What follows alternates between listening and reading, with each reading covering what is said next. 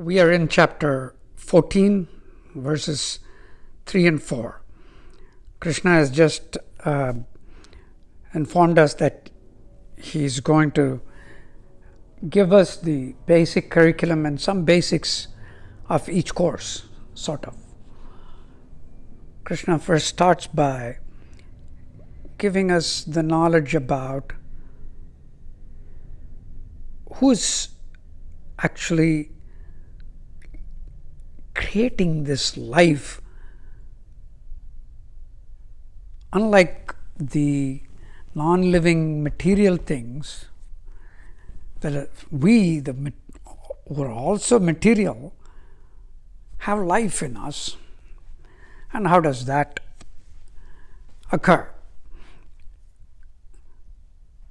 The first thing to understand is that in verse 3, he is saying that the architect is my consort, sort of part of me. And that we have seen graphically portrayed in many temples. Wherever there is Vishnu in an Ananta Sayanam pose. Ananta is, in modern terminology, is the multiverse, perhaps, beyond this universe. Everything, infinite entity. I can't call it space.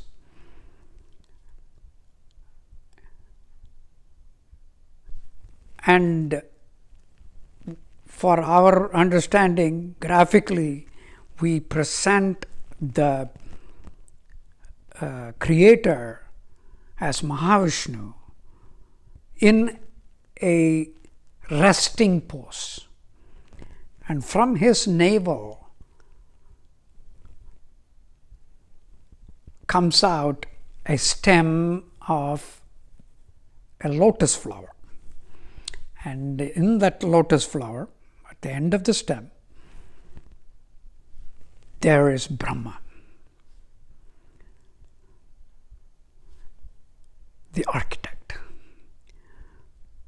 So what Krishna is saying in the next two verses, verses 3 and 4, is that I work with that architect, the architect who creates all things in the universe. He is the programmer.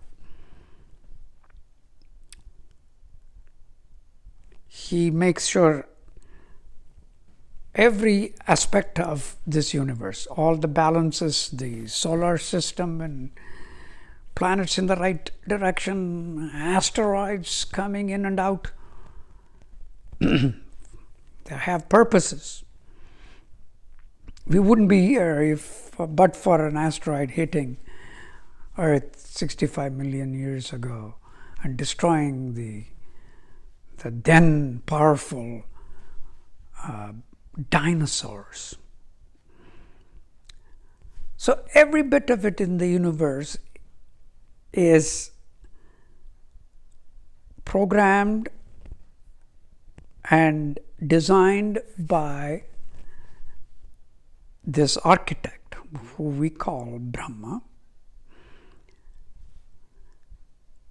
The architect also is in charge, therefore, of life, the human life, which evolved from a single cell.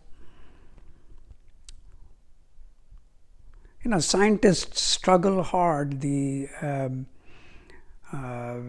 paleontologists and anthropologists and so on work together to find a continuum in that evolutionary process,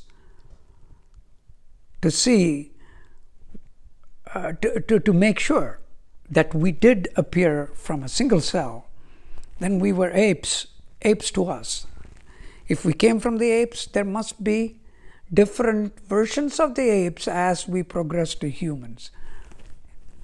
They do that. They keep trying to find. But, time-lapse photography, we don't have that for the whole universe. But it is there in every womb. If you look at a child from conception, when that sperm meets the egg and creates the first cell, from there to the child being born, if you can observe it continuously, and you can see at about week 1 or so, it's more like a fish. Keep on going, about 4 weeks, it's more like a chicken. Meaning, chicken, you cannot tell the difference between a chicken and a 4-week fetus. If you keep going about 6 weeks and so on, you see more like a pig. You can see the tail, in fact. Slowly, the mammal, and then becomes a human. You can see that right there. And that is Brahma's architecture. It's his programming. It's the way we understand it. Okay, all that Krishna says, I work with this architect to make. But this thing is still just a material thing. So it's like we are putting together a clay model. We can take a clay modeling clay, like Play-Doh, and start creating an elephant. It takes shape slowly. We make different parts. Yeah. And then when we are done, it is an elephant, but it doesn't have any life. In a similar way, our human or any life is formed by the architect, but the life itself is, Krishna uses the word impregnated by him. In other words, the ultimate creator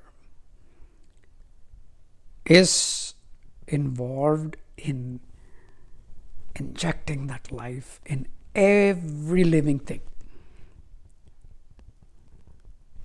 The soul. That's 3 and 4.